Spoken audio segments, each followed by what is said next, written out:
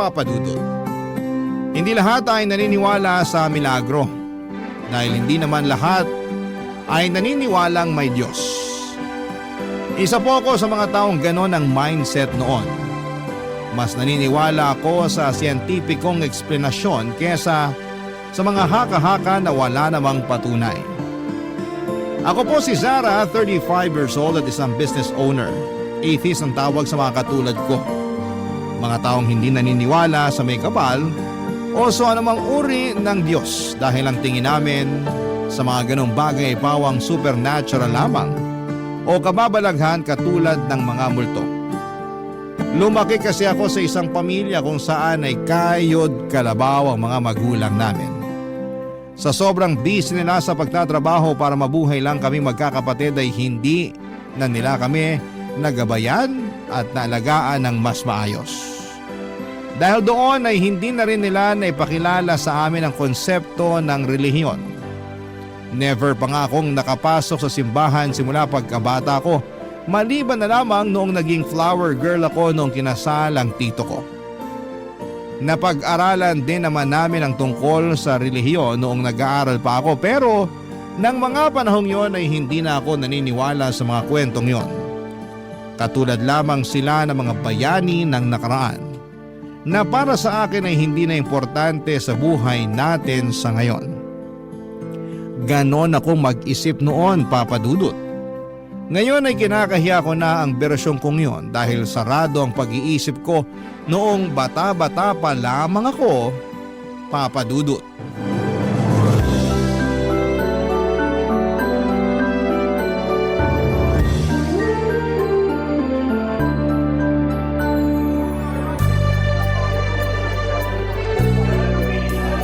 Alam mo, pangatlong kape ko na to para sa araw na to. Talaga ba? Talagang isinabuhay mo na yung salitang coffee is life ah. Totoo rin naman kasi na kape na lang ang talagang bumubuhay sa akin ngayon. Kape paggising, kape habang nasa trabaho, kape during lunch, kape after work, kape sa bahay at kape bago matulog. Kumbaga sa sasakyan yun na ang pinakagasolina ko. Kaya kahirap matulog sa gabi. Kape ba naman kasi laging laman ng buong sistema mo? Ewan ko ba? Napaka-unproductive ko kapag hindi ako nagkakape. Parang wala akong gana sa buhay kapag walang kape. Mabuti na lang pala nagkalat ang coffee shops dito sa trabaho mo. Kaya sabi ko sa'yo, dito na lang tayo magkita kasi maraming pagpipilian dito. Maiba tayo. Hindi pala ako pwede next weekend kaya cancel na lang muna yung Tagaytay natin. Ha? Bakit naman? May youth camp yung church namin sa Sabado at Linggo. Ako yung isang sasama sa kanila para magbantay. Ano ba yan? Para saan ba yung youth camp na yan? Community building tsaka spiritual growth ng mga kabataan sa church namin. Mga ganung bagay. Ano namang ginagawa nyo dun? Nagdadasal? Hindi lang naman pagdarasal yung ginagawa doon. Maraming activities. Tulad ng ano? Basta marami. Gusto mo sumama para malaman mo? No thanks. Gagala na lang ako. Baka mamaya masunog pa ako kapag sumama ako dyan sa paeme nyo. Subukan mo lang. Masaya yun. Ay naku, magmumukha lang akong KJ doon. Alam mo naman ako hindi ako maganyang tao. Oo nga pala. Ano ulit yung tawag sa tulad mo na hindi naniniwala sa Diyos? Atheist ba yun? Oo, atheist ang tawag sa mga taong mas naniniwala sa science kaysa sa mga gawa-gawang kwento lang. Okay. Oh, bakit? Magsisimula na naman ba tayo magdebate tungkol dyan? Hindi kita urungan. Wag na, matatalo ka rin naman eh. Natalo ka nga nung huling nagdebate tayo. Hindi excuse me. Pero bakit? Bakit ba mahirap sa'yong paniwalaan na may Diyos? Kasi hindi ko pa siya nakikita. Ni isa sa atin, 7.7 bilyong tao sa mundo wala pang nakakakita sa Diyos na tinutukoy nyo. So kung hindi mo pa nakikita, hindi ka talaga maniniwala? To see is to believe, sabi nga nila, di ba? Eh bakit yung hangin? Hindi mo naman nakikita pero naniniwala ka may hangin. Kasi nararamdaman ko na may hangin. May hangin na dumadampi sa katawan ko kahit na hindi ko yun nakikita. Eh yung utak mo, nakita mo na ba? Hindi pa. Ibig sabihin, hindi ka rin naniniwala na may utak ka. Siyempre naniniwala ako kasi proven na ng mga scientist na ang bawat tao may utak. Hindi mabubuhay ang isang tao nang walang utak. Common sense na lang yun. Sige, may punto ka naman. Bigay ko na yun sa'yo. Diba? Sabi ko sa'yo matatalo ka lang eh. Balang araw, darating din tayo sa panahon na mapapatunayan ko sa'yo na may Diyos. Hindi ko ipipilit dahil alam kong si Lord na mismo ang gagawa ng paraan para makilala mo siya. Sabihin mo, PM na lang niya ako kung ready na siya magpakilala. Ikaw talaga. O bakit? Uy, huwag ka ma-offend ah. Hindi naman sa pinaglalaroan ko yung paniniwala mo. Nirerespeto ko naman na may kanya-kanya talaga tayong paniniwala. Binibiro lang kita. Alam ko naman yun. Tagal na natin magkasama. Hindi na bago to sa akin. Gets kita tsaka alam ko rin naman na gets mo ako. Oo naman. Gets na gets kita. Hindi rin naman ako gagawa ng ikaka-offend mo. Alam mo namang susuportahan pa rin kita kahit sa anong bagay eh. Matagal ko na ang kaibigan si Troy Papadudut. Siya ang masasabi kong most trusted at most loyal na kaibigang nakilala ko. Pinagkakatiwalaan ko siya sa lahat ng bagay kahit na magkasalungat ang paniniwala naming dalawa. Nirerespeto ni Troy na hindi ako naniniwala noon sa Diyos. Na sinasamba niya at ganon din na nirerespeto ko ang pagiging relihiyoso niyang tao. Lumaki kasi si Troy sa isang pamilya na makadiyos. Bata pa lamang siya ay naituro na sa kanila ang mga salita ng Diyos. Sa katunayan, nakwento nga sa akin na laking Sunday school daw siya. Kaya naman noong tumanda siya, bawat desisyon na ginagawa niya sa buhay ay nakabase sa mga pangaral na makikita sa Biblia. Kung ano ang tama at mali, bawat galaw nga nito bago kumain, bago magbiyahe, pagising at bago matulog ay palagi siyang nagdarasal. Ganon kalawak ang pananampalataya niya sa Diyos. Hindi ko nga alam kung papaano kami nagtagal bilang magkaibigan. Lalo na't gano'n na magkaiba kami ng paniniwala. Siguro dahil alam namin ang boundaries ng bawat isa at nirerespeto namin kung anuman ang mga ito. Ang mahalaga ay wala kaming ibang natatapakang tao at higit sa lahat ay nagsosuportahan kami sa anumang bagay na gusto namin gawin kahit nataliwas ito sa paniniwala namin. Katulad na lamang noong nag-visita iglesia si Troy. At dahil wala siyang kasama, ay ako ang nakasama niya sa pagbisita sa iba't ibang simbahan sa Norte, Papadudut.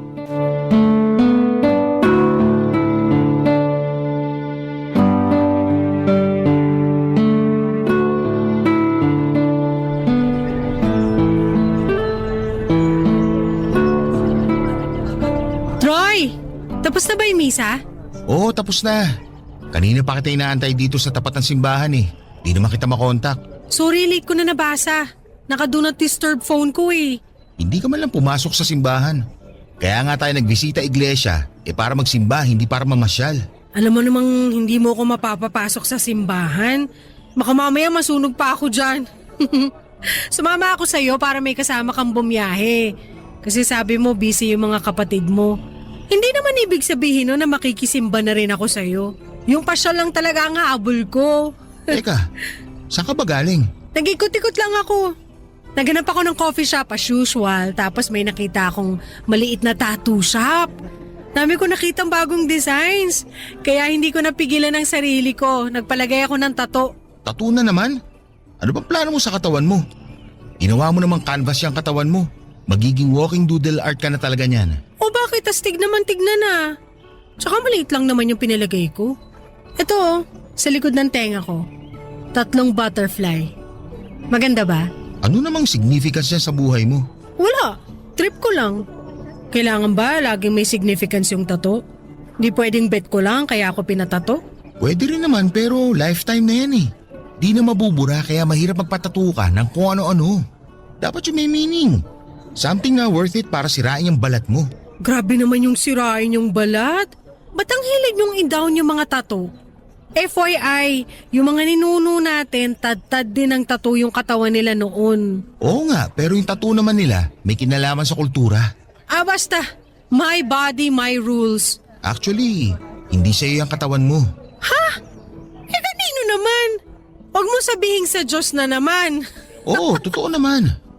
1 Corinthians chapter 6 verse 19 to 20. Do you not know that your bodies are temples of the Holy Spirit, who is in you, whom you have received from God? You are not your own. You were bought at a price. Therefore, honor God with your bodies. Yan ang sabi sa Biblia. Hindi mo pag-aari ang katawan mo, kaya hindi mo hawak ang desisyon dyan. Ang eme mo naman. Gagawin ko kahit anong gusto kong gawin sa katawan ko. Wala na magagawa yung leader niyo dyan. Meron. 1 Corinthians chapter 3 verse 16 to 17. Don't you know that you yourselves are God's temple and that God's Spirit dwells in your midst? If anyone destroys God's temple, God will destroy that person. For God's temple is sacred and you together are that temple. Ay, tigil-tigilan mo ako sa mga ganyan. Sumasakit ulo ko sa'yo. Alam mo, Troy, nagiging nagger ka na. Katulad ka na ng nanay ko. Kaya nga nila ako pinalayas kasi hindi ko sila sinusunod eh. Ika-4 na utos. Igalang mong yung ama't ina. Ewan ko sa'yo. Oo, ako na yung demonyo. Ako na yung masusunog sa impyerno. Ikaw na yung santo. Ang cute mo talaga kapag naiinis. Ang ganda-ganda ng mood ko eh. Ganyan ka ba talaga pagkatapos mo magsimba? Ang unang ginagawa mo manira ng araw ng iba. Sorry na. Oo na. Hindi na kita papangaralan tulad ng nanay mo. Baka mamaya, layasan mo rin ako. Kaya wag mong ubusin pasensya ko. Pero in fairness, maganda naman. Bagay sa'yo yung tattoo mo. Ako na magbibigay ng significance sa tattoo mo. Sige, ano? Freedom, saka beauty. Ay, pasok nga. Pero 3 to eh. Ano pa yung isa? Ano pa ba pwede? Freedom, beauty, and resilience. Resilience? Bakit naman resilience? Kasi, katulad ng mga butterfly, mabilis silang maka-adapt sa paligid nila despite the challenges. Marami silang struggles na pinagdaanan bago naging maganda. Yun na lang din isasagot ko kapag may nagtanong sa akin kung bakit may butterfly tattoo ako sa tenga. Tara na, may 6 na simbahan pa tayong pupuntahan. O sige, ako naman magdadrive ngayon. Papadudot, alam kong nasabi ni Troy ang mga bagay na yon sa akin dahil ako kasi yung tipo ng tao na naniniwala sa kasabihang YOLO o you only live once. Isang beses lang tayong mabubuhay sa mundong ito, kaya naman lahat ng mga bagay na gusto kong gawin ay ginagawa ko talaga. Katulad na lamang sa katawan ko. Tatad ako ng tattoo at piercing sa katawan. Puno ng tribal tattoos ang kaliwang braso ko. Pati na rin ang mga binti ko. Meron din akong tattoo sa leeg, likod at bandang dibdib. Maliban naman sa magkabilang tenga. Meron din akong piercing sa pusod, ilong at dila. May ilan din akong ipinapa-enhance sa mukha. Nagpatangos ako ng ilong at nagpabawas ng pisngi. Pagdating naman sa relasyon ay never ako nagkaroon ng serious relationship. Ang nasa isip ko kasi noon ay masyado pa akong bata para sa commitment. Gusto ko pang enjoyin ang buhay ko. Kaya kapag nagkakaroon ako ng lalaki sa buhay ko ay karaniwang hookups at flings lamang ang mga ito. Naranasan ko na rin noong magkaroon ng girlfriend dahil trip ko lang. Tuwing weekends naman ay lagi akong nagbabar hopping kasama ang mga katrabaho at kaibigan ko. Marami kaming favorite spot sa Makati kung saan ay suki na kami papadudot. Ganon na nga ang naging buhay ko. Simula nung namuhay akong mag-isa papadudot. Pero kahit na ganoon, ayaw man minsan ni Troy sa lifestyle ko dahil katulad nga ng sinabi niya ay masyado na akong liberated. Nanatili pa rin siyang kaibigan ko dahil na rin siguro sa history namin. Minsan na rin kasi ako niligawan ni Troy pero dahil hindi ko pa sineseryoso ang pakikipagrelasyon noon ay friendzone ko siya dahil ayoko siyang masaktan. Papadudod sa buhay kong yon na puro pasarap ay biglang nagbago. Pagdating ng taong 2022. Barangay Love Stories. Barangay Love Stories. Tipikal na araw lang dapat yon para sa akin. Sabado kaya nasa labas ako at nagiinom kasama ang mga kaibigan ko. Kababalik lang noon ng tinatawag na new normal. Pagkatapos lumuwag ang restriction sa Manila, gawa nga ng pandemic. Ang dapat na chill inuman lang namin ay nauwi sa matinding walwalan dahil isa sa mga kaibigan namin ang malapit ng ikasal. Inabot kami noon ng hanggang 3:00 ng madaling araw. Nung pauwi na kami ay pinagbawalan na ako ng mga kaibigan kong mag-drive na mag-isa dahil nakakainom na ako. Pero nagpumilit akong umuwi dahil nakapagpahinga naman ako ng 1 oras noon. Kumain pa kasi kami sa labas ng breakfast at nakahigop din ako ng mainit na sabaw kaya medyo nawala na ang tama ko ng mga oras na yon. Habang nagdadrive pa uwi ay hindi ko namalayan ang isang lalaki na bigla na lamang tumawid sa kalsada. Mabilis ang patakbo ko noon dahil madaling araw na at wala akong masyadong kasabayang sasakyan. Iniwasan ko ang lalaki pero hindi ko na nakontrol ang manibela. Dumiretso ako sa pader ng isang building. Sobrang bilis ng mga pangyayari. Ang sumunod na naalala ko na lamang ay ang biglang pagbukas ng airbag ng sasakyan ko matapos akong mabangga sa pader. Hindi ko alam kung umiikot ba ang mundo ko noon dahil nakainom ako o dahil napalakas ang tama ng airbag sa mukha ko. Basta ang rinig ko na lamang noong mga time na yon ay ang hiyawan ng mga taong rumesponde sa akin. Gising ako pero hindi ko may galaw ang katawan ko noon. Ramdam ko pa kung paano ako nilabas mula sa kotse ko at sinakay sa stretcher.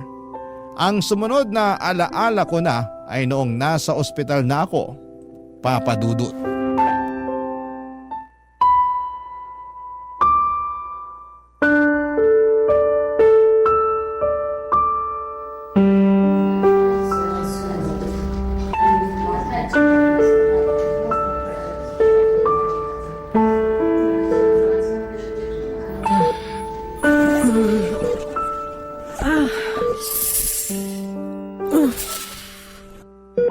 Troy? Zara, salamat sa Diyos, gising ka na. Anong nararamdaman mo? May masakit ba sa'yo? Hindi ko alam. Basta masakit ang buong katawan ko ngayon. Naaalala mo pa ba kung ano yung nangyari? Oo. May iniwasan akong lalaki tapos hindi ko na nakontrol yung sasakyan. Sabi ko naman sa'yo, huwag ka magdadrive ng nakainom eh. Hindi naman ako lasing nung nag-drive ako eh. Kahit na, nakainom ka pa rin. Pinagalitan ko nga yung mga kasama mo kagabi. Dapat hindi ka nila hinayaang mag-drive. Wala silang kasalanan. Pinigilan din naman nila ako.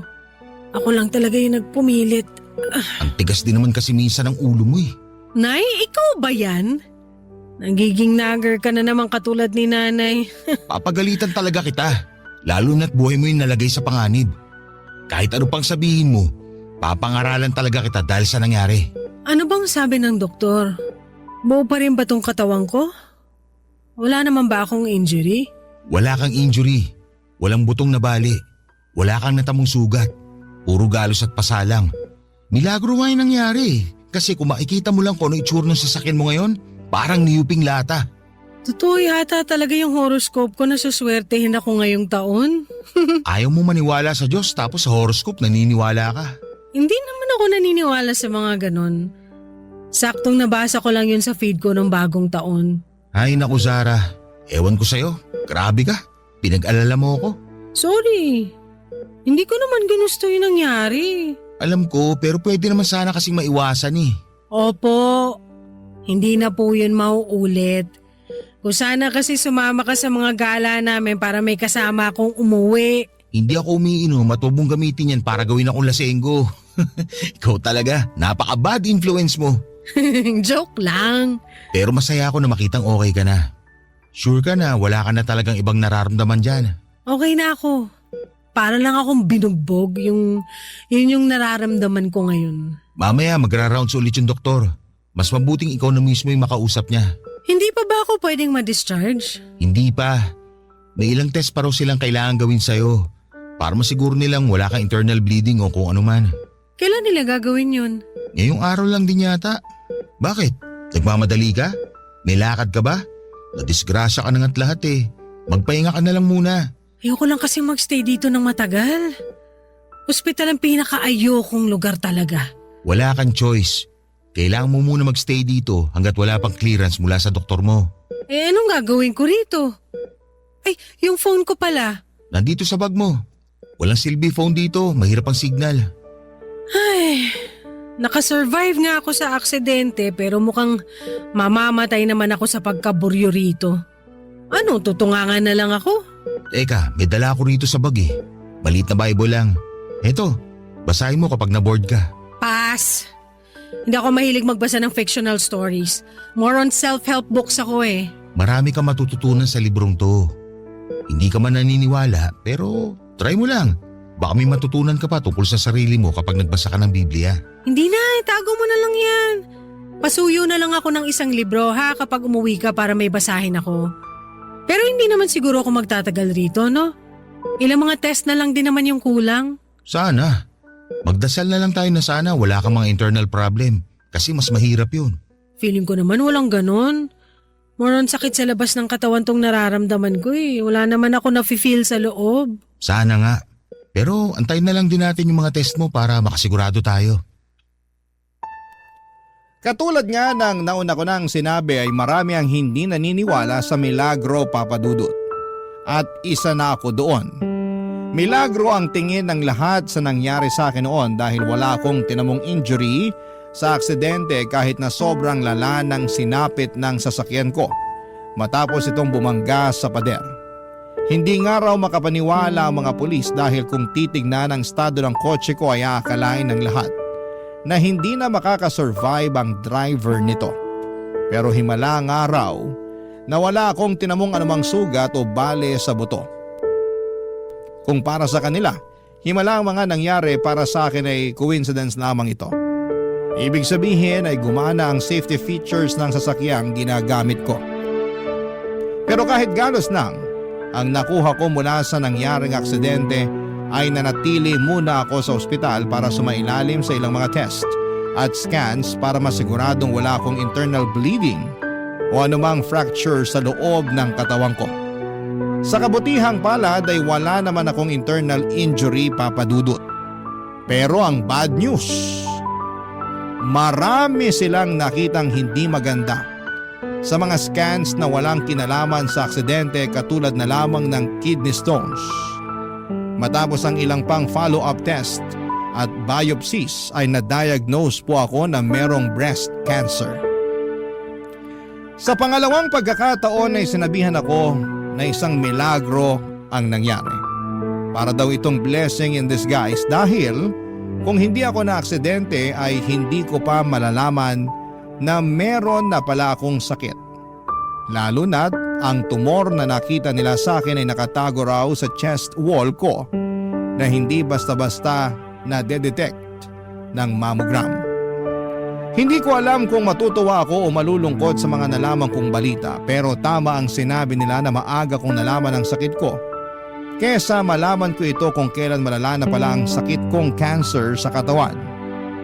Papa Dudut, milagro para sa kanila na naaksidente akong walang natamong injury.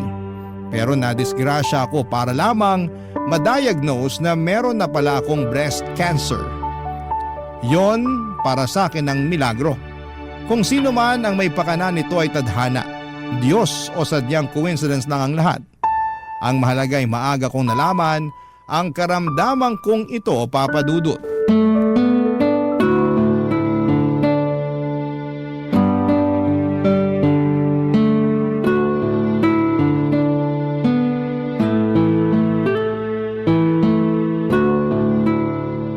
Ready ka na? Napak mo na ba lahat ng mga gamit mo? Oh, nakaayos na lahat. Tara na. Daan na lang tayo sa billing para cleared na tayo. Oh, akala ko ba ayaw mo magstay dito sa ospital? Ba't di ka pa tumatayo dyan? Sandali lang. Dito muna tayo saglit. Bakit? Okay ka lang ba? Uy, okay ka lang ba? May masakit ba sa'yo? Anong meron? Uy, Sarah! Wala to. Anong wala to? Ngayon na kita nakitang umiyak ng walang dahilan. Hindi ka naman umiiyak eh. Bakit nga? Ba't ka umiiyak? Wala, tara na. Hindi. Wala nga alis dito hanggat hindi mo sinasabi sa akin kung bakit bigla-bigla ka nalang umiiyak dyan. Pinag-aalala mo na naman ako eh. May nalaman kasi ako masamang balita sa doktor ko kanina. Ano yun? Akala ko ba okay na lahat? Pinapauwi na nga tayo, di ba? Cancer ako, Troy. May nakita silang tumor dito sa tip-tip ko. Ha? Imposible. Wala naman kayong history ng cancer ah. Wala nga, pero hindi naman ganun yun eh. Kahit sino pwede magka-cancer tulad ko. Cleared ako sa nangyaring aksidente. Wala akong injury pero may iba pa pala akong problema. Kaya pala may follow-up test silang gustong gawin sa'yo. Gaano raw kalala? Anong stage? Stage 2. Pero malalabanan pa naman daw, di ba? Kakayanin pa ng treatment? Oo, yun ang sabi sa akin. Kailangan ko na raw sumailalim sa treatment as soon as possible. Ay, kaya mo to. Kakayanin natin tong labanan. Magtiwala lang tayo sa Diyos. Troy, naniniwala ka ba sa milagro? Oo naman. Nakasaad yan sa Biblia. Marami ng milagrong nagawa ang Diyos. Marami siyang taong napagaling. Mga taong naniniwala sa kakayahan niya. Simula nung naaksidente ako, ilang beses na akong nasabihan na milagro tong nangyari sa akin. Pero saan banda? Milagro na nabuhay ka mula sa aksidente. Milagro na wala kang natamusugat na maaari mo ikamatay o ikabaldado. Milagro na nakita ng mga doktor yung sakit mo sa hindi naasahang pagkakataon. Yung mga yun ba, hindi pa ba sasapat sa'yo na milagro yun? Aaminin ko yung mga nangyari sa akin. Naging eye-opener yon para sa akin. Pero kung yung mga nangyaring yun ay kagagawan ba ng Diyos o hindi ko alam eh. Basta ang alam ko lang, may sakit ako ngayon at hindi ko alam kung malalampasan ko ba to o hindi. Malalampasan mo to. Alam kong kaya mo tong labanan. Magtiwala ka lang. Saan? Sa Diyos? Ipagkakatiwala ko sa Kanya tong buhay ko? Magtiwala ka sa sarili mo, sa mga doktor na tutulong sa'yo malunasan tong sakit na to. At kung kaya, magtiwala ka rin sana sa Diyos. Kahit na hindi ka naniniwala sa Kanya, subukan mo lang. Ewan ko. Bahala na. Alam na ba to ng pamilya mo? Ng nanay mo? Hindi pa. May plano ko bang sabihin sa kanila ang totoo? Ipapaalam ko rin naman sa kanila yung sakit ko. Ayoko rin namang tsaka na lang nila malaman ng totoo kapag patay na ako. Mas maganda na masabihan ko sila. Baka sakaling may chance pa kami magkabati. Sure ako, hindi ka matitiis ng mga magulang mo. Lalo na ngayong may pinagdadaanan ka. Tara na, umuwi na tayo. Gusto ko nang mapag-isa. Sige, amin na yung bag mo. Ako na magbubuhat. Salamat. Papadudot agad-agad akong sumailalim sa treatment. Mahirap ang mga sumunod na buwan para sa akin dahil hindi pala simple ang sumailalim sa mga ganong klase ng treatment. Hihigupin ito hindi lang ang lakas mo, kundi pati na rin ang mental na kapasidad ng isang tao.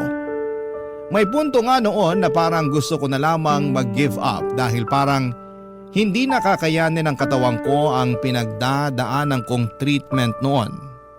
Napakalakas kasi ng naging side effect ng chemotherapy sa akin sa puntong nakita mismo ng mga mata ko ang pagbabago sa katawan ko. Mabilis po akong nangayayat at nawala ng gana sa buhay.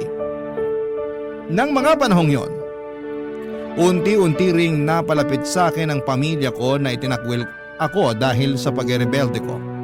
Tunay ngang mas matimbang pa rin ang dugo kahit na anong mangyari dahil sa kabila ng mga masasamang salita na binitawan ko sa mga magulang ko noon ay nasa tabi nila ako noong nilalabanan ko ang sakit ko. Hindi rin ako iniwan ni Troy. Siyang nag-alaga sa akin noong nagpapakimo ako. Ang mga araw na yon ang isa sa mga pinagdaanan ko na gusto ko nang ibaon sa limot dahil ng mga panahong yon, kada kimo ay para akong mamamatay na. Masakit ang buong katawan ko. Hirap akong huminga, nangihina ako at wala akong ganang kumain kahit na nagugutom na ako. Isang araw bago pumasok sa trabaho si Troy ay dumaan siya sa bahay. Ipinagluto niya ako ng breakfast. Katatapos lang noong magpakimo kaya bedridden pa ako ng ilang araw. Kasabay ng pagkaing inihatid niya ay binigyan niya ako ng isang makapal na libro. Biblia yon na pwede ko raw basahin habang nagpapalakas. At dahil bored ako noong araw na yon ay binuksan ko ang Biblia na ibinigay ni Troy. Nabaling ang tingin ko sa isang Bible verse na siyang bumago sa buhay ko at paniniwala, Papa Dudut. Barangay Love Stories. Barangay Love Stories. But if I do them, though you do not believe me, believe the works, that you may know and believe that the Father is in me, and I in Him. John 10 verse 38. Yan ang kauna-unahang Bible verse na nabasa ko sa Bibliyang ipinahiram sa akin ni Troy noon. Saktong-sakto yon sa pinagdadaanan ko noon para sa isang taong hindi naniniwala sa Diyos. Simula noon tuwing natatapos ang session ko ng chemo ay Bible ang binabasa ko habang nagpapalakas ako. Hindi man naniniwala ay yun na ang naging sandalan ko tuwing gusto ko nang bumigay. Surprisingly ay maraming bagay ako nabasa sa Bible na nakaka-relate ako at sa maniwala man kayo o sa hindi, gumaan po ang pakiramdam ko tuwing nagkakaroon ako ng kalinawan ng pag-iisip. And for the first time tuwing sobrang nangihina ang katawan ko at totally drained na ang pag-iisip ko dahil mag-isa lamang ako noon sa bahay kapag busy si Troy at mga kamag-anak ko sa trabaho ay sinusubukan kong magdasal. Hindi ako marunong magdasal, Papa Dudut. Hindi ko alam kung may tamang form ba ang pagdarasal. Kung nakaupo ba, nakaluhod ba, magkataklob ang mga kamay, nakayuko o nakatingala. Basta ang ginawa ko na lamang ay kinausap ko si Lord. Sinabi ko po sa kanya ang lahat ng mga bagay na hindi ko na kayang gawin. Sinabi ko rin sa kanya mga bagay na gusto ko pang makamit at maranasan. Tuwing ginagawa ko yon ay gumagaan ang pakiramdam ko, Papa Dudut. May isang beses nga noon na sobrang sakit na ng nararamdaman ko pagkatapos ng chemo at ang tanging nasasambit ko na lamang ay ang paghingi ng tulong sa Diyos. Na sana'y malampasan ko na ang pinagdadaanan ko. Sa mga panahong yon, isang bagay ang na-realize ko. Napakalaking tulong din pala ng tiwala at pananampalataya lalo na sa mga panahong wala kang ibang makakapitan.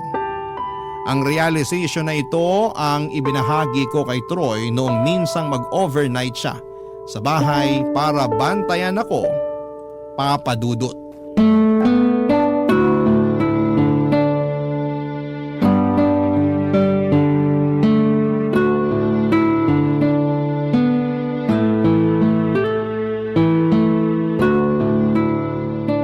Ito na yung pina-order mong biryani. Ikaw na lang kumain yan? Hindi na pala ako gutom? Ano? Ang konti lang na kinain mo kaninang lunch tapos hindi ka kakain ngayon? Hindi pwede. Kailangan mo kumain para lumakas ka. Nabasa ko sa internet, habang kinikimo raw, hindi dapat ipakain sa pasyente yung mga paborito na lang pagkain. Huh? Bakit naman? Kasi once na gumaling kami, hindi na namin makakain ulit yung mga paborito namin. Kasi ipapaalala lang nun yung mga paghihirap na pinagdaanan namin habang nagpapakimo. Kung alam mo lang yung hirap na pinagdadaanan ko. Gusto kong kumain. Ang dami kong cravings pero kapag isusubo ko na yung pagkain, naduduwal ako. Sinusuka ng bituka ko yung pagkain. Ayoko naman yung favorite food ko maging most hated food ko na. Okay. Gets ko na. So, anong gusto mong kainin ngayon? Yung ayaw mo? Gusto mong pakainin kita ng ampalaya? E di mas lalong hindi ka kakain yan. O sige, tabi mo na lang yan. Susubukan kong kumain mamaya. Ngayon na.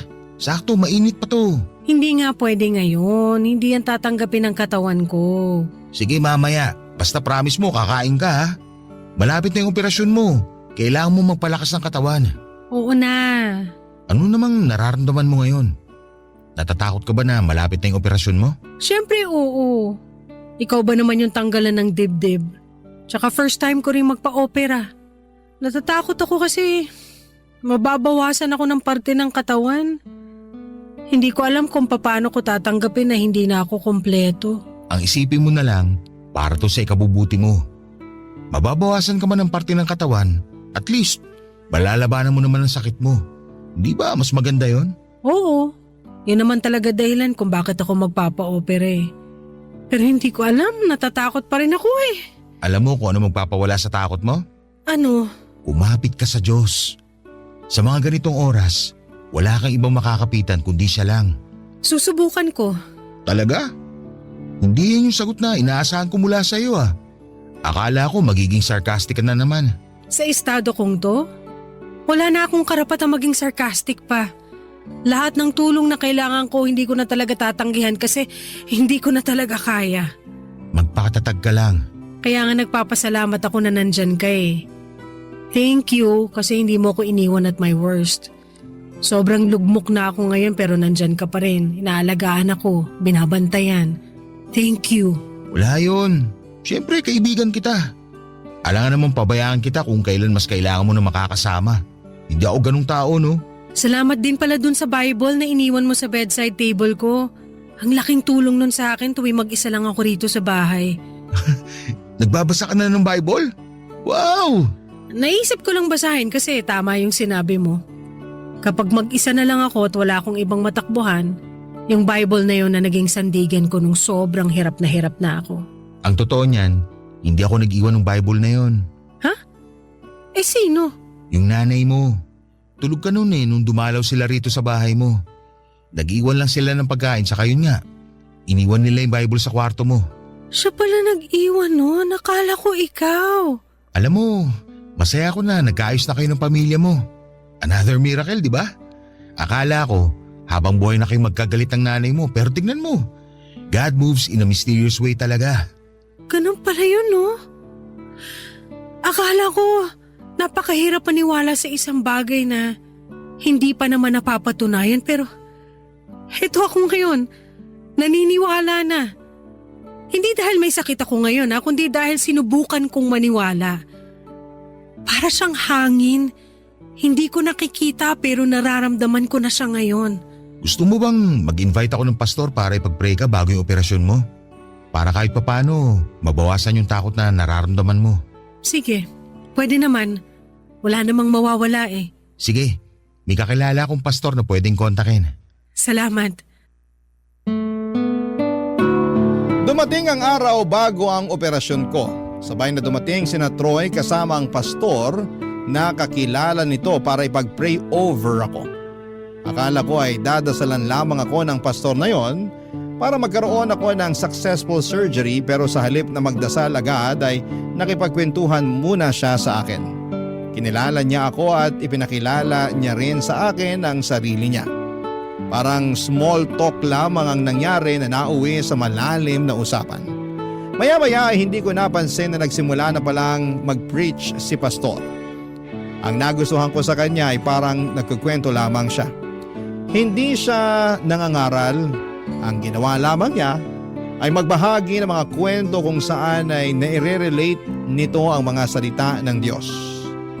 Napag-usapan namin ang tungkol sa acceptance of the higher power, pati na rin po ang tungkol sa tulong na nagagawa ng matinding pananampalataya at pagtitiwala sa Panginoon. Noong nagsimulang magdasal si pastor ay unti-unting bumuhos ang luha ko. Hindi ko alam kung bakit pero ramdam ko ang presensya ni Lord na parang humahaplos sa buo kong katawan ng araw na yon. Kinaumagahan ay sumailalim ako ng surgery at naging successful naman po ito, Papa Dudut. Sa mga sumunod na buwan ay pinagpatuloy ko ang treatment habang nagpapagaling ay sinamahan ako ni Troy na magpunta sa church ni pastor kada linggo. Doon ay palagi kong ipinagpapasalamat na nalagpasan ko ang sakit ko at patuloy ang pagpapagaling ko.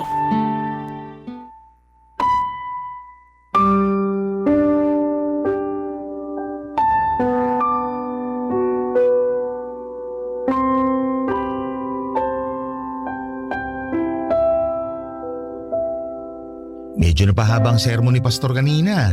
Oo nga pero ang ganda ng mga sinabi niya. Sobrang nakarelate ako. Prayer of faith. Dati hindi ko ginagawa pero simula nung natuto akong magdasal, para bang ang gaan-gaan lagi ng feeling ko. Kontento na ako sa bawat araw ko kasi feeling ko blessed na ako by His presence. Kaya nga ako, chill lang lagi. Kasi alam kong araw-araw tayong ginagabayan ng Diyos. Hindi lang tayo na marunong kumilala sa Kanya, kundi sa lahat ng tao dito sa mundo. Naniniwala man sa Kanya o hindi.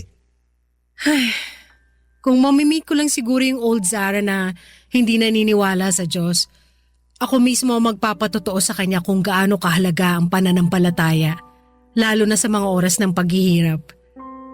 Hindi ko makakalimutan yung parting yun ng buhay ko. Sobrang lala ng mga araw na yun na gusto ko mang kalimutan kasi napakasalimuot, pero hindi ko gagawin yun dahil yun yung mga time kung kailan ko nakilala si Lord. May mga araw no na hindi ko na alam kung paano pa ako magpapatuloy. Kaya nga sabi ko sa'yo, kapag wala ka na matakbuhan, bumikit ka lang at magdasal. Kaya lang minsan, tsaka lang tayo nakakaalala kapag wala na tayong choice. Kapag wala nang makakatulong sa problema natin. Tsaka lang natin naaalala si Lord kapag sobrang bigat na ng nararamdaman natin. Totoo yan.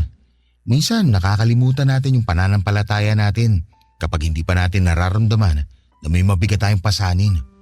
Kapag magaan ang buhay, may mga taong nakakalimot magdasal. Tapos, saka na lang natin siya matatandaan kapag may dumating na matinding pagsubok sa buhay natin. Buti hindi siya nagtatampo, no? Na tsaka lang siya nilalapitan kapag no choice na talaga. Ang totoo niyan, hindi nagtatampo si Lord na tulad nating mga tao. Instead, may malasakit siya sa ating lahat. Ang gusto lang niya para sa atin, magkaroon ng payapa at ligtas na buhay. Kahit na nagkakamali tayo or nakakagawa ng kasalanan? Paano naman yung mga tulad ko noon na hindi naniniwala sa Diyos? Hindi pa rin siya nagtatampo. Pero gumagawa siya ng aksyon. Nagre-respond siya sa mga maling aksyon at choices ng mga tao. Nagbibigay siya ng consequences para iparealize sa atin na, uy, medyo nakakalimutan tong isang to ah. Minsan, may mga ginagawa siya para ipaalala sa atin na nandyan lang siya. Tulad nung nangyari sa aking aksidente? Oo, katulad nga nun. Kaya sana, wag nang tumigil yung pananampalataya mo sa Diyos. Sana tuloy-tuloy na to. Makakaasa ka na hindi na magbabago faith ko sa Kanya. Tinulungan niya ako kaya ang tangi may babalik ko na lang sa Kanya iyong paniniwala, pananampalataya at papuri sa ngalan niya. Ang weird, hindi ka ganito magsalita nun eh. Oo nga eh. Kung naririnig lang siguro ng past self ko, nakailang irap na yun sa akin. Pero totoo yung mga sinabi ko. Lalo na ngayong may natanggap ako magandang balita. Magandang balita? Ano yun? Nasa remission stage na ako! Talaga? Oo, sabi ng doktor. Undetectable na raw ang cancer cell sa katawan ko. Uy, congrats! Ibig sabihin ba nito, wala ka ng cancer? Hindi pa totally, pero NED na. No evidence of disease ang tawag nila sa nangyari. Pero hindi ibig sabihin nun wala na akong cancer. May mga natitira pang cancer cells sa katawan ko pero sobrang liit na lang na hindi na siya nadidetect. Congratulations pa rin na nasurvive mong cancer. To God be the glory talaga. Salamat! Salamat sa Diyos! Sige, dahil dyan, manlilibre ako ng lunch ngayon with Anli Coffee.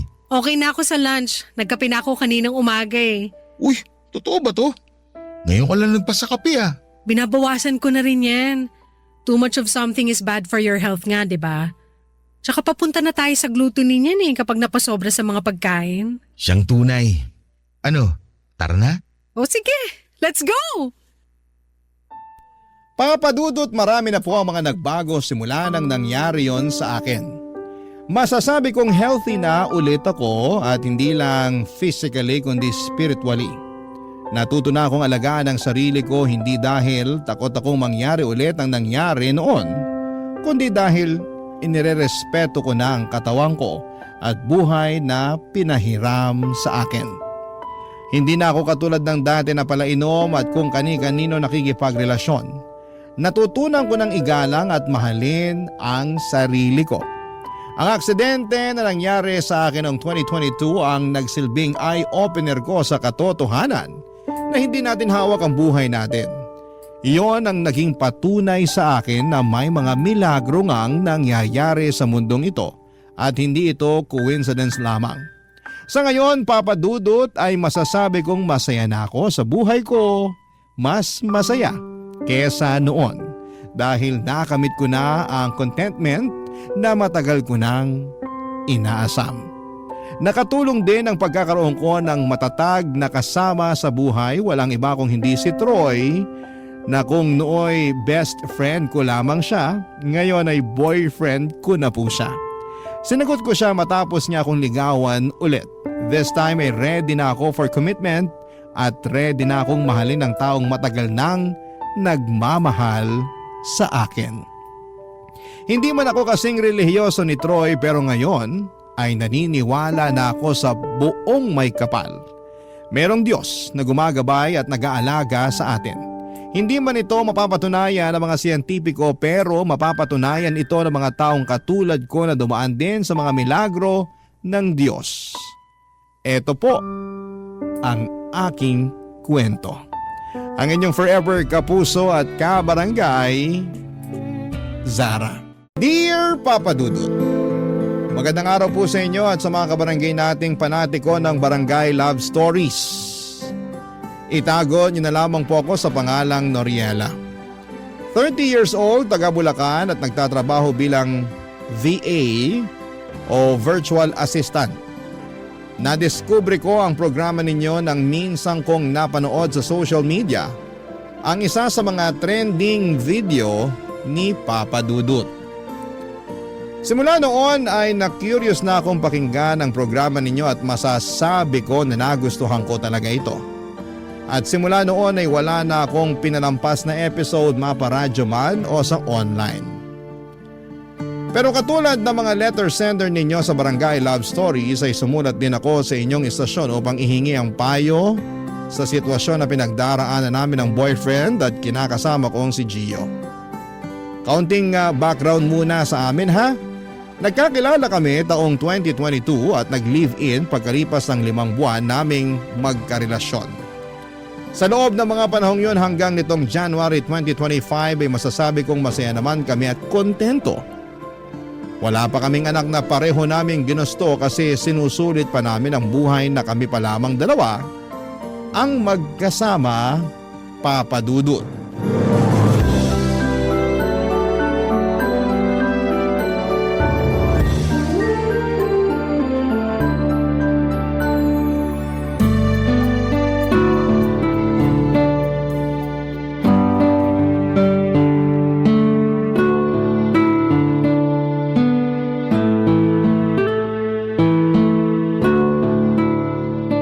Magkano nga ulit yung kuryente natin? Nasa 2,500 siya. 2,500 divided by 2 equals 1,250. Tama? Oo, tama. Tapos yung water bill natin, 700. Ibig sabihin, tag 350 tayo. Oo, gano'n na nga. Sige, teka. Kunin ko lang sa wallet ko yung pera. O ayan. 2,000 yan kaya dapat may sukli pa akong 400 pesos kasi 1,600 lahat. Kaso wala pa akong barya. Nako, paano yan? May paggagamitan ako dun sa sukli. Wala ka bang 600 lang? Ibibigay ko ba sa iyo yung 2,000 ko kung meron? Nagtatanong lang naman. Sinasagot lang din naman kita. Huwag mo sanang masamain. Hindi ko naman minamasama. Buti pa bibili na lang ako dyan sa convenience store sa malapit para mapalitan tong 1,000 mo. Ano naman bibilhin mo dun? Kahit ano lang. Hindi ba pwedeng magpapalit ka na lang tapos huwag ka nang bumili? Pwede naman siguro pero nakakahiya yun eh. Bakit ka naman mahihiya? Tindahan naman sila. Ibig sabihin meron silang barya. Kung gusto kong magpapalit, dapat siguro sa bangko pero ewan ko lang kung pwede yun. Lalo 1,000 lang naman ang kailangan kong baryahan. Tapos isang sakay pa yung pinakamalapit na bangko rito sa atin. Kaya dyan na lang ako sa convenience store dyan sa baba para malapit. Mapapagastos ka lang. Ang mahal pa naman ng mga paninda dyan sa convenience store na yan. Di nga ako bumibili dyan ng mga pwede ko naman bilhin sa sari-sari store. Ikaw naman, kinumpara mo pa yung sari-sari store alam mo namang magkaiba sila. Basta. Hindi mo ako mapipilit na bumili dyan. Kasi ang mahal. Pareho lang naman ang tinda nila sa mga sari-sari store. Para sa akin, puro pasosyal lang mga bumibili dyan. Meron din kaya silang paninda na di mo mabibili sa mga sari-sari store. Katulad na lang yung mga inumin, tsaka pagkain na sarili nilang produkto. Alin? Yung mga fried chicken at burger nila? Mabibili mo na yun sa mga fast food chain sa mas mura at sulit na halaga. Oo nga, alam ko naman yun. Pero bakit mo ba kasi kinukumpara yung convenience store sa ibang tindahan? Ang gusto ko lang naman mapalitan tong 1,000 mong buo para masuklian na kita. Wala lang. Naisip ko lang kasi di practical yung gusto mong mangyari. Bibili ka ng kung ano-ano tapos magbabayad ka ng mahal. Hindi naman ako bibili ng sobrang mahal at sobrang dami. Yung sapat lang para maparihan ako. Basta. Hindi mo mababago ang isip ko tungkol sa pagbili dyan sa ganyang klase ng tindahan. Masyadong magastos. Bahala ka nga dyan. Basta ako bibili lang doon para makapagpapalit. Tsaka tipid na rin sa oras dahil yung mga sinasabi mong sari-sari store, fast food, tsaka bangko, malayo rito sa lugar natin. Bahala ka na nga sa buhay mo. Tutal, kahit na anong salita ako, ikaw pa rin ang nasusunod. Ano ba kasing kinakagalit mo? Ibabalik ko naman ng buo yung sukli mong 400 pesos. Hindi ko naman gagastusin yun. Pera kung ipambibili ko na kung anumang magustuhan ko doon. Kahit na, aksayado pa rin sa pera. Ewan ko sa'yo. Minsan ilugar mo rin kasi yung pagiging practical mo. Tsaka kasalanan ko ba na wala kang barya dyan kaya kailangan ko pang mag-aksaya ng pera para lang mapalitan tong 1,000 mo? Saya nang niluwa ng ATM kanina nung nag-withdraw ko. Kaya wag akong sisihin mo. Oh, sige. Kasalanan na ng ATM. Grabe, makaalis na nga bago pa ako masiraan ng bait sa'yo.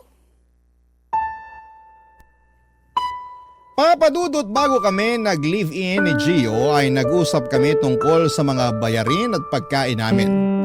Doon ay nagkasundo kami na 50-50 kami sa lahat ng gastusin. By the way, virtual assistant din si Gio pero dati siyang nagtatrabaho sa isang private company bilang finance staff. Tapos ay naimpluwensyahan ko siyang pasukin ang trabaho ko na nagustuhan naman niya lalo na at mas malaki pa sa dati niyang sweldo ang kinikita niya sa ngayon. Pero kahit na lumaki ang kinikita ni Gio ay hindi pa rin nagbago ang pamumuhay niya. Kumbaga mas naging mahigpit siya sa pagbabudget ng pera at naging priority niya ang pag-iipon at pag-iinvest. At kung ano lang ang napag-usapang ambag namin pambayad ng bills at pagkain, ayun lang talagang ibinibigay niya. Walang labis, walang kulang, ika nga. Sigurista rin siya.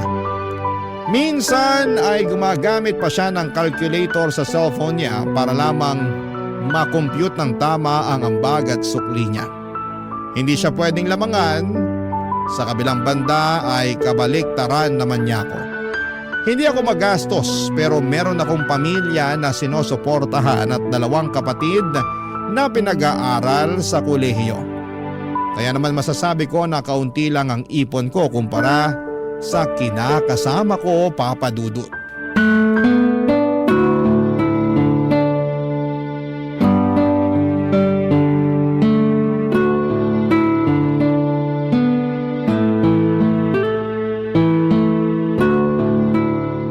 So, ayun nga, binili sa akin ng Jowa Bells ko tong bracelet na to. Silver to ha, tunay kaya hindi makati sa balat. Wow, ang ganda naman. Maganda talaga yan, saka may earrings din siyang binili sa akin. Set yan, may necklace rin kaso hindi ko na muna sinuot. Bakit? Sayang naman. Sa sunod ko na yun susuot, medyo nagmamadali na kasi ako kanina dahil late na ako sa usapan natin. Nakakahiya naman sa'yo kung masyado kitang paghintayin ng matagal, no? Sa bagay, kasi ikaw na talagang pagbabayarin ko nitong kinain natin pag sobrang late ka na ng dating. Ikaw naman, parang hindi naman tayo mag-BFF. May nag-text oh, basahin mo, baka importante. Sige, sandali. Sino yan, mama mo? Chismosa lang. Miss ko na rin si tita. Miss ka na rin niya, pero... hindi si mama nag-text kundi ang magaling kong boyfriend. Aba, may diin sa magaling na boyfriend. Kilala kita eh. Usually, nanggigigil ka kay Gio pag sinasabi mong ganyan. Hindi yung gigil na natutuwa ka, kundi yung gigil na naiinis na para bang gusto mong lamukusin ang mukha niya. Medyo. Ano bang sabi sa text? Pinapaalala niya yung bayad ko sa binili niyang sabon sa akin last time. Di ko pa kasi nabibigay sa kanya kailangan na raw niya. Ha? Magkano ba yun? 68 pesos lang naman. 68 pesos lang tapos parang hindi na siya makatulog dahil doon? Medyo.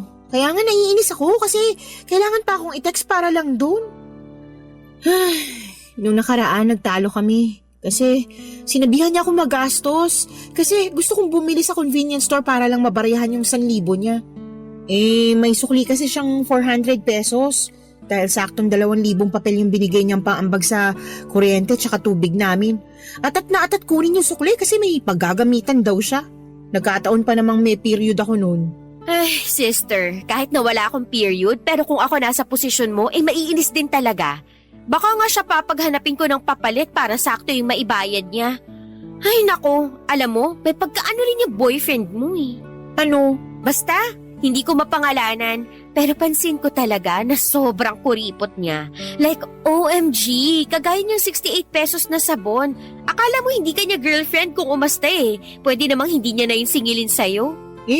Ayoko rin namang nagpapabili sa kanya, kaya nag-i-insist pa rin ako na bayaran. Oo nga, pero isa ka ring ano eh. Ano na naman? Gaga. Bakit naman ako naging gaga? Gaga ka naman talaga kasi. May ganyan kang attitude na ayaw mong nagpapabili. Oo, alam kong kumikita ka ng sarili mong pera, pero mag-boyfriend-girlfriend naman kayo para palagi maghati sa lahat ng bayarin at bibilhin. Hindi ba pwede na yung isa nakakalamang kahit kaunti? Pwede naman kasi ako ganun sa kanya. Ayaw kasi niya na ginagastos ang sarili niya, kaya ako na lang gumagastos para sa kanya. Tapos pagdating sa'yo, grabe makakwenta. Human calculator lang ang peg. Hindi naman siguro sa ganun. Ganun yun, in denial ka lang. Tingnan mo nga jowa ko, panay bili sa akin ng kung ano-ano, tapos hindi pa ako kinukwentahan. Di katulad ng jowa mong masyado. Ay, buti pa wag na natin pag-usapan si Gio kasi baka masira lang mood ko. Buti pa nga baka di mapakalian sa utang mong 68 pesos sa kanya. Ay, pabayaan mo siya. Babayaran ko na lang pag-uwi, lalo wala namang laman yung e-wallet ko. Di naman siguro niya yung ikakamatay. Malay mo. Hoy! Eme lang, ikaw naman.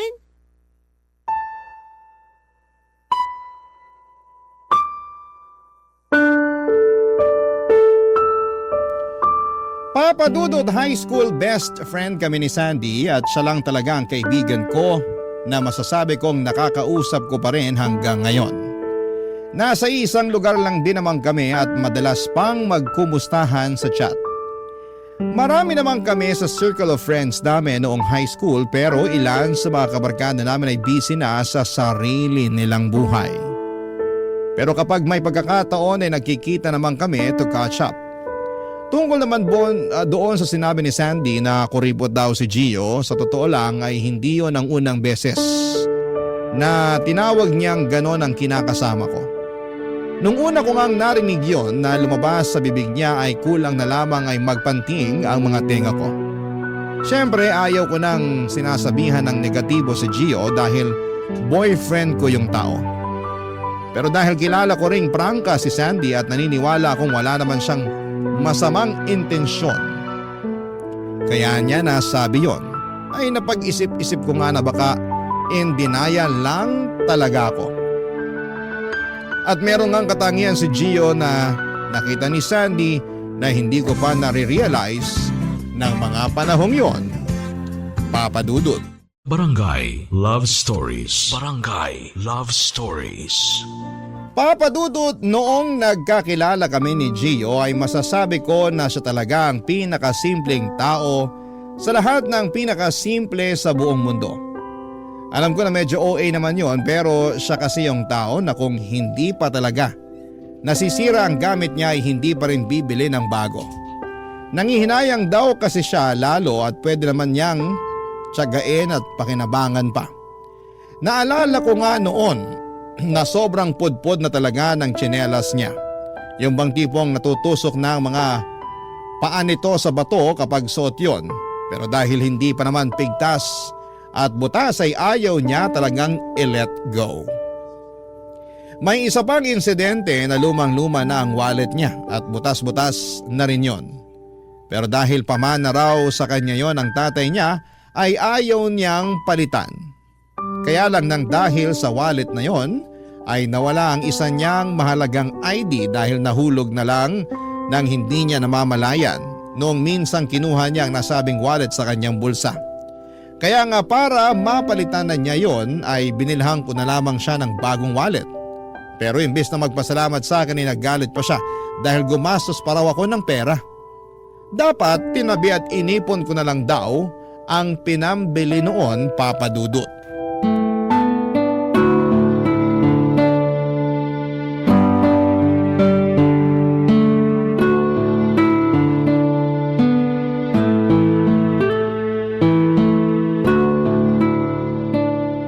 ng boyfriend ni Sandy, no? Biruin mo, hindi lang bracelet ang binili sa kanya. May earrings pa tsaka necklace. Grabe, nakakatuwa naman. Anong nakakatuwa doon? Gastos lang yun. Anong gastos lang yung pinagsasabi mo dyan? Luho lang kasi yun. Nakwento mo mahilig siya sa ganun kahit na wala pa siyang boyfriend. Kaya para sa akin, nag-aksaya lang ng pera yung boyfriend niya nung bumili siya ng mga ganong bagay. Sobra naman yung gastos para naman kay Sandy yun. Baka nakakalimutan mong boyfriend niya yung tao. Tsaka, kahit na maraming alahas si Sandy, alam kong na-appreciate niya ng gusto yung regalo ng boyfriend niya. Kung inipon at ininvest na lang sana ng boyfriend niya yung pera na pinamili dun sa alahas, at least darating ang panahon na pwede pa yun lumaki. Gets ko naman yung point mo at gustong mangyari, pero ako ba nagigets mo? Sa tingin ko kasi hindi Lahat na lang para sa'yo gastos. No wonder hindi mo kumabilhan ng kahit man lang bulaklak na plastic tuwing may okasyon kasi para sa'yo gastos lang yun. Bakit naman napunta sa atin ang usapan? Wala lang, naisip ko lang. Ayusin mo nga yung pag-iisip mo. Kung ano-ano na lang pumapasok sa utak mo na walang kakwenta-kwentang bagay. Sinisi mo pa ako na di kita mabilhan ng bulaklak. Akala ko ba hindi ka mahilig dun kasi nabubulok lang din naman. Sabi mo pa nga hindi yun praktikal. Oo nga, pero nagbago ng isip ko. Gusto ko na ng bulaklak. Sa lagay, bawal na magbago ang isip. Hindi naman sa bawal, pero sana maisip mo na luho lang yun. Buti sana kung makakain mo yung mga bulaklak na yun pag nalanta. Hindi naman, di ba? Hindi kaya luho yun. Tsaka, ako naman pagbibigyan mo na girlfriend mo, no? Yung ibang tao bumibili ng bulaklak para ialay sa mga namayapa nilang mahal sa buhay. Pero ako, buhay na buhay pero hindi mo malang mabilan at mabigyan ng bulaklak. Kung gusto mo ng bulaklak, bakit di ikaw ang bumili para sa sarili mo? Siyempre, iba pa rin kapag sa'yo galing. Hindi nga praktikal yun. Buti pa pagkain na lang bibilin ko para sa'yo. At least nabusog ka pa dun. Ayoko ng pagkain, gusto ko bulaklak. Ay nako, kasalanan talaga yun ng kaibigan mong si Sandy Oh, bakit naman? Paano niya naging kasalanan? Kasi kasasama mo sa kanya at kakarinig ng mga kwento tukol sa boyfriend niya maaksaya sa pera, naiisip mo na tama na dapat gastusan ng lalaki ang isang babae para sa mga luho at di praktikal na bagay. Kagaya niya na di ka naman mahilig sa bulaklak, tapos biglang gusto mo na magpabili ng bulaklak. Ewan ko sa'yo, gastos mo. Hindi naman ako nagpapabili sa'yo araw-araw Tsaka kahit di yung mamahaling bulaklak ang bilin mo, ayos na sa akin. Ganun kayo mga babae, di ba? Mahilig kayong magkumpara ng nararamdaman sa inyo ng isang tao nang nakabase sa halaga ng mga bagay na binibigay nila. Aminin mo na, ganun ka rin Grabe ka naman magsalita. Oh, bakit nagagalit ka? Paano hindi ako magagalit? Nakakabwisit ka na. Kung ano-anong sinasabi mo dyan na hindi naman totoo. Hinuhusgahan mo na ako agad, wala ka pa nga binibigay sa akin. Puro ka nalang gastos, puro ka nalang luho na akala mo ikakalugi mo kapag binilan mo ako ng kapirasong bulaklak. Tsaka, hindi lang naman bulaklak yun Maraming bagay pa na akala mo lalamangan kita pag hindi ko na ibalik sa'yo yung saktong sukli mo o bayad ko. Kainis ka. Tapos lakas pa ng loob mo ikumpara ang sarili mo sa boyfriend ni Sandy. Kung tutuusin, mas maayos pa nga yun kasi hindi niya kinukuriputan yung girlfriend niya. Papadudot nasaktan ng loob ko sa mga sinabi ni Gio sa kaibigan ko at kung paano siya tratuhin ng boyfriend niya. Para sa akin ay hindi niya naintindihan ang punto ko ng mga panahong yon. At pinagpipilitan pa rin niya na masyado lang silang maluho. Pero bago ang lahat ay gusto ko lang pong linawin sa mga kabarangay na hindi ko sinasabing masama ang mag-ipon ng pera at maging praktikal sa paggastos sa mga bagay-bagay. Siyempre sa ekonomiya nating ito ay mahalaga talaga na may savings tayo para meron din tayong madudukot sa panahon ng pangangailangan. Kaso, nang dahil sa pag-uusap namin yon ni Gio, ay narealize ko na tama nga si Sandy. Hindi lang basta matipid si Gio kundi kuripot talaga siya. Makwenta rin siyang tao at hindi pumapayag na lumalamang kahit sentimo ang inaambag niya sa mga bayarin namin. Tapos ay never pa niya akong binilhan ng regalo tuwing may okasyon. Basta binabati niya lamang ako at kontento na ako doon.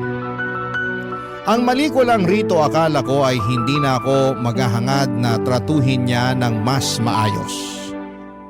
Pero matapos kong makita na yung ibang babae nga ay nagagawang i-spoil na mga partner nila.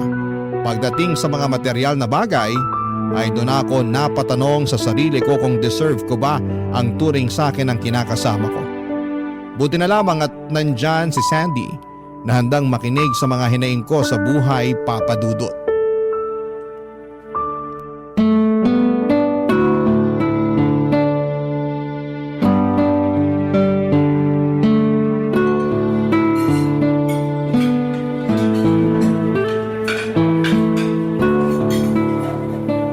Sobra naman sa masyadong makwenta. Kung ako ikaw, hindi ko matatagalan yung ugali ng Gio na yan. Nakakalurke.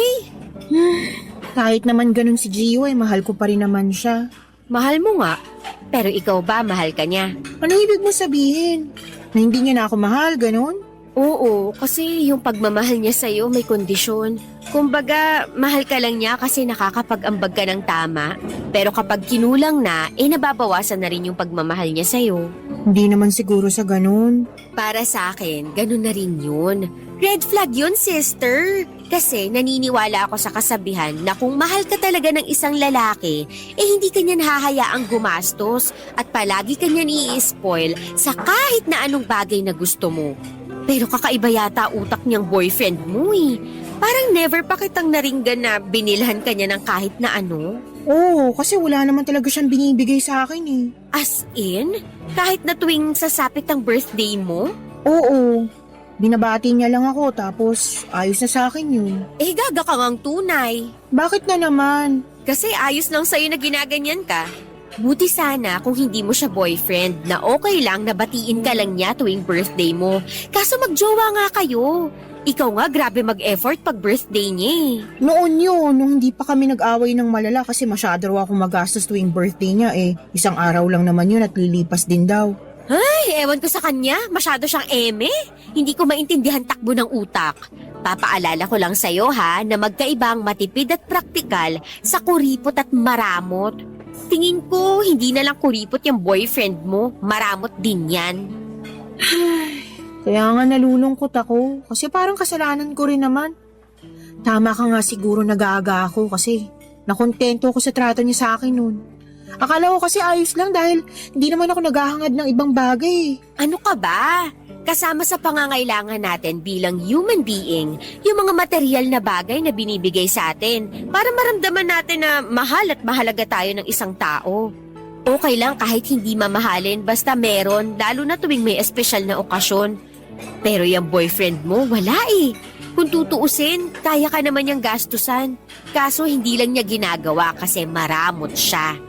Maiintindihan ko pa sana kung hindi naman malaki kinikita niya at breadwinner pa siya ng pamilya nila. Pero yun ngang may maliit na sweldo sa ka-breadwinner nakakapagbigay pa ng regalo sa mga jowa nila. Puro na lang siya ipon, puro siya invest. Jowain na lang kaya niya yun kesa sa'yo, no? Ewan ko ba, pero wala naman ako nakikitang masama sa pag-iipon at pag-iinvest. Pero parang tama ka na sana, yun na lang ginawa niya kaysa sa akin. Lagi naman akong tama. Ay, wow. Charot lang, pero laging may point mga sinasabi ko. Alam ko naman yun, kaya nga thankful ako kasi nandyan ka para makinig sa akin at payuhan ako. Pero hindi ko pa rin talaga mapigilang malungkot sa ugali ni Gio. Hindi mo na mababagong ugali niya kung siya mismo ayaw magbago. Kaya, imbis na maging malungkot ka dyan, bakit hindi ka na lang sumama sa team building ng department namin? Kulang pa kami ng isa, kaya join ka na. Team building nyo nga, 'di ba? Bakit mo ko pasasamahin? Eme-eme lang naman yun. Saka sila nga may kasamang jowa hindi naman namin ka-department. Hindi mo ba isasamang jowa mo? Hindi, kasi ikaw ang gusto kong kasama.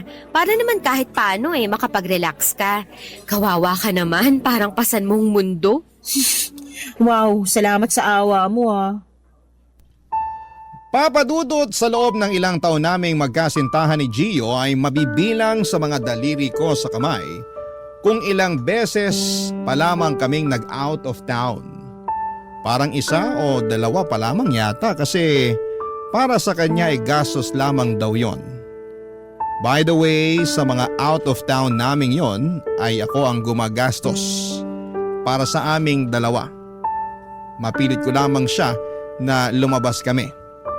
Nangihinayang kasi ako sa pagkakataon na makapag-relax naman kami lalo at puro trabaho na lamang ang inaatupag namin. Sawang-sawa na rin kasi ako doon sa nirerentahan naming apartment dahil work from home na nga kami, tapos minsan lang makalabas ng bahay. Kaya pagkatapos ng pag-uusap namin yon ni Sandy ay nag-decide akong sumama sa team building nila. Gusto ko rin naman na makalanghap ng sariwang hangin dahil pakiramdam ko ay masisiraan ako ng ulo, Papa Dudut. Pero bago dumating ang araw na yon ay nagpaalam ako kay Gio at nagulat ako nang pagalitan niya ako kasi napakagastos ko raw. Sa totoo lang ay hindi ko inaasahan na sasabihin niya yon sa akin at dahil nasaktan ako ng husto, ay mas lalo akong naging desidido na sumama kina Sandy, lalo na at nagtatampo at masamang-masama ang loob ko sa boyfriend ko. Barangay Love Stories. Barangay Love Stories. Papa Dudut, masama pa rin ang loob ko kay Gio hanggang sa makauwi na ako mula sa sinamahan kong team building. Pero aminin kong na-relax ako ng husto lalo at beach trip yon. Kaya lang ay bumalik ulit yung pagkainis ko kay Gio lalo na at lumipas na lamang ang 2 araw ay hindi pa rin niya ako kinikibo. Gusto niya yatang patunayan sa akin na walang mali sa mga sinabi niya noong pinagalitan niya ako bago matuloy ang alis namin ng kaibigan ko. Ewan. Hindi ko alam kung mataas lang talaga ang pride niya o sadyang bato na ang puso niya. Kaya nga, dinalasan ko ang pagsama at pakikipagkita kay Sandy para naman ma-divert sa ibang bagay ang atensyon ko. Doon ko nga na-realize na meron pa palang ibang buhay sa labas ng 4 na sulok ng nirerentahan naming apartment.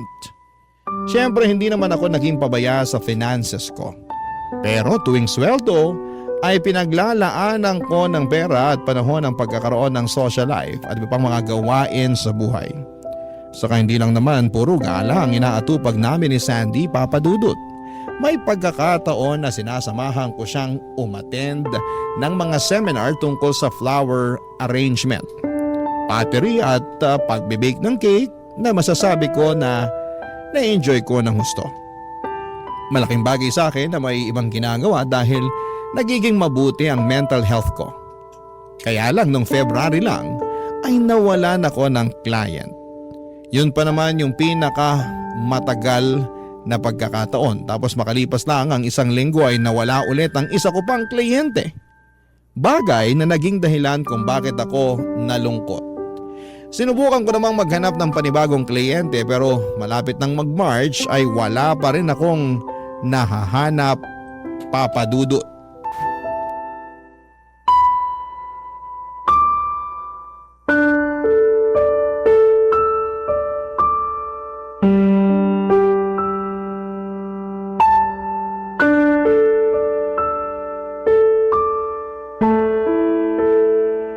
Nakakainis naman.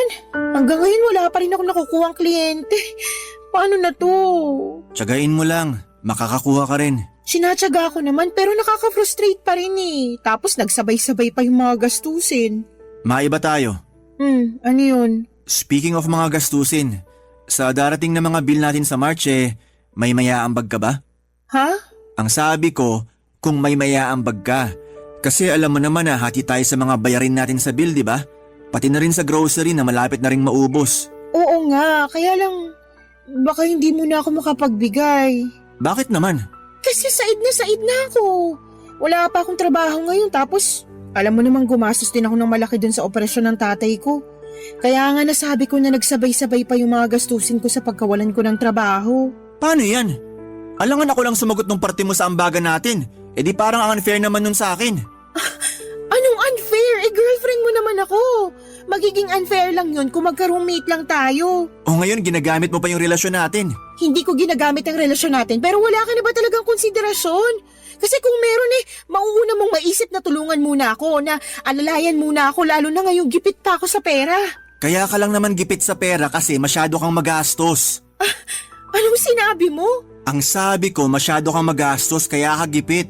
Sabihin mong hindi, bago ka mawala ng mga kliyente, panaisama ka dun sa kaibigan mong isa ring magastos. Puro kayo gala, puro kayo kain sa labas, puro kayo gastos. O ngayon, anong nangyari? Nganga ka na lang dyan kasi wala ka na mahuhugot sa oras ng pangangailangan. Tapos isasangkalan mo pa ako para sagutin ang mga bayarin at pagkain natin kasi said na said ka na dyan. Teka lang. Pwede bang pumreno ka muna kasi nakakasakit ka na eh. Sobra naman yata yung mga pinagsasabi mo kasi una sa lahat, alam ko bang mawawalan ako ng kliyente? Pangalawa, para sabihin ko sa'yo, may ipon ako. Pero nasaid lang naman dahil naoperahan ng tatay ko. Malaki rin kaya ginastos ko dun, baka akala mo katiting lang ha. Pangatlo, grabe ka naman sa pagsasabi na masyado kaming magastos si Sandy. Buti pa nga yung kaibigan kong yun, nililibre ko pag lumalabas kami. Pero ikaw na naturingan pa man ding boyfriend ko, hindi ako ginagastusan. Totoo ngang sinabi ni Sandy na hindi ka lang kuripot, maramot ka pa't mapanumbat. Para sabihin ko sa'yo, Ano? Sasabihin mo na naman na praktikal ka, na matipid ka lang talaga, na ayaw mo gumastos sa ibang bagay na hindi naman mahalaga? Kung yan lang ang sasabihin mo, pwede bang manahimik ka na lang kasi paulit-ulit ka na eh. Gets ko naman pinupunto mo, pero sana ilugar mo yung pagiging matipid at praktikal mo. Akala mo ba madali sa akin na mawalan ng trabaho tapos maririnig ko pa sa'yo na unfair ako kung hindi ako makakapagbigay ng ambag ko para lang sa mga bayarin at pagkain natin? Sobra ka na, Gio! Sobra ka na sa pagiging maramot mo! ako pa talaga maramot at walang konsiderasyon dito? Totoo naman eh! Ngayon nakikita ko ng tunay mong kulay. Huwag kang mag-alala kasi mangungutang muna ako kay Sandy para hindi naman unfair sa'yo. Hiyang-hiya naman ako sa'yo.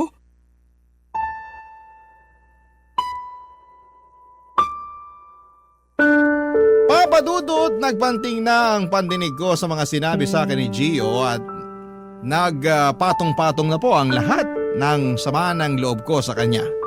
Hindi ko akalain na pagsasalitaan niya ako ng ganon lalo na at alam naman niyang may pinagdaraanan ako. At nagkataon pa talaga na sumabay ang pamilya ko noong nangangailangan sila ng perang pampaopera ni tatay matapos nitong maaksidente. Lahat yun ay nangyari bago ako nawala ng kliyente at hindi lang maliit na pera ang nilabas ko rito upang mapagamot ang tatay ko. Kaya nga grabe ang hinanakit ko kay Gio dahil hindi niya ako magawang suportahan ng mga panahong yon. O kahit intindihin man lang, ganon ba talaga kahirap yon? Naisip ko na baka dahil hindi kami kasal kaya wala akong karapatan na mag-demand sa kanya. Pero partner niya ako at parang hindi naman yata makatarungan na tratuhin niya ako ng ganon. Kaya nga hindi ko na rin po nakontrol ang emosyon ko at nakapagsalita na ako ng hindi maganda sa kanya bilang ganti sa mga masasakit na sinabi niya sa akin. Lahat ng yon ay kinuwento ko sa BFF kong si Sandy noong magkita kami, Papa Dudut.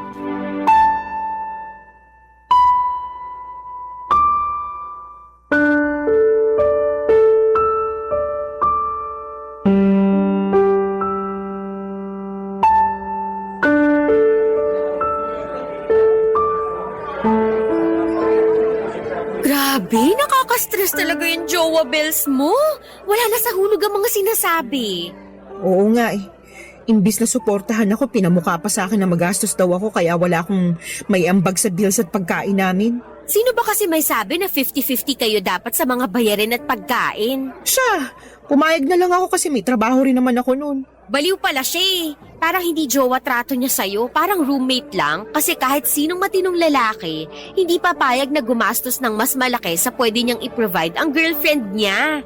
Yung kakilala ko nga, pareho rin sila nagtatrabaho ng asawa niya. Pero ni sentimong butas, hindi siya naglalabas dahil sagot lahat ng mister niya. Naisip ko na baka dahil hindi pa kami mag-asawa kaya ganun lang niya ako tratuhin. Kasi, 'di ba, mag-asawa lang naman yung may karapatan sa pera at ari-arian ng bawat isa. Ay, hindi rin. Huwag mong bigyan ng katwiran ng pagiging maramot ng boyfriend mo. Saka ganyan na nga ugali niya ngayong di pa kayo kasal. What more na lang kung mag-asawa na kayo, di ba? Wala siyang provider's mindset. Ayaw niya lagi nang nalalamangan siya, kung tutusin, utang na loob niya sa'yo kaya siya naging virtual assistant. Tinulungan mo siya, di ba? Oo, tsaka ako rin nagturo sa kanya ng mga basic na pwede niyang malaman at magamit sa trabaho namin. Yun naman pala eh. Kahit yun man lang, tanawin niyang malaking utang na loob. Kasi kung hindi dahil sa'yo, malamang pinagtsatsagaan pa rin niya yung sweldo niya sa dati niyang pinapasukan. Ayoko naman nung ganun. Anong ganun? Yung isipin niya na may utang na loob siya sa akin kasi tinulungan ko siyang maging VA. Tsaka yun lang naman ang ginawa ko eh. The rest, siya nang nagtrabaho para makakuha siya ng kliyente at maging magaling sa ginagawa niya. Kahit na, hindi pa rin tama ang trato niya sa'yo. Kaya nga ang mahiwagang tanong, bakit ka ba kasi nagsistay sa taong kuripot at maramot, sister? Kasi kung ako ang tatanungin mo, dapat matagal ka nang nakipaghiwalay sa kanya.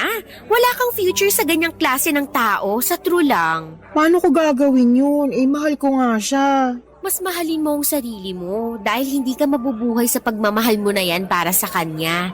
Ngayon pa nga lang na may pinagdaraanan ka, hindi ka man lang niya masuportahan o makonsidera. Wala na talaga. Ang baba ng emotional intelligence, nakakaloka. Sa totoo lang, hindi ko na alam ang gagawin. Okay naman kasi si Gio hindi nang bubugbog. Hindi lang naman sa pambubugbog ang pang-aabuso. Kaya nga meron ding tinatawag na emotional abuse, verbal abuse at mental abuse. Hindi ka nga pinipisikal ni Gio, pero bugbog sarado naman mental health mo sa kanya, kaya wala rin. Kung ako sa'yo, hiwalayan mo na siya. Kaya mo naman sarili mo Saka nandito ako para back-upan ka. Ano pa't magkaibigan tayo para hindi kita tulungan, di ba? Salamat, Sandy. Malaking bagay na nandyan ka kasi kung wala siguro akong napagsasabihan ng mga problema ko, baka nasiraan na ako ng ulo. May boyfriend nga ako pero para namang tuod. Kaya nga sarap sampalin ng kaliwat kanan para lang makasigurado akong hindi pa siya manhid.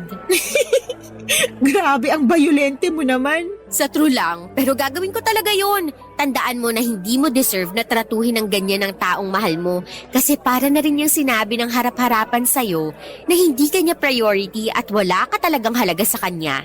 Kaya sana, pag-isipan mo yung mga sinabi ko, lalo na ngayon na nakita mo na ang totoong kulay niya.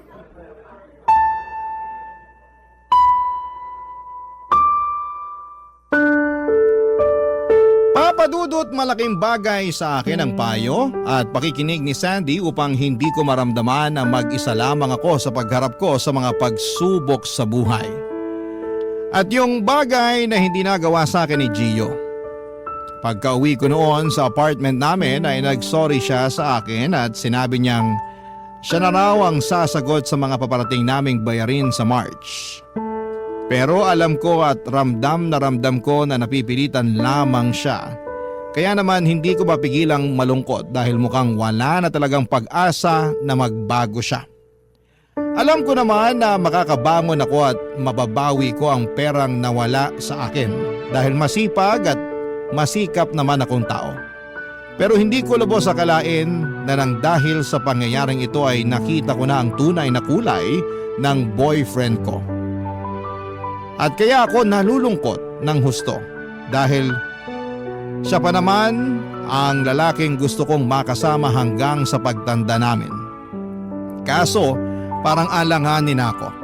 Kaya sana'y matulungan ako ng mga kabarangay natin kung ano nga ba ang pwede kong gawin kung sila ang nasa posisyon ko. Maraming salamat po Papa Dudut sakaling mapili po ninyong i-ere ang sulat ko. Malaking bagay yon sa akin. God bless and more power sa inyong programa na Barangay Love Stories. Number 1 kayo sa aking puso. Ang inyong forever, kapuso at kabarangay, Noriela.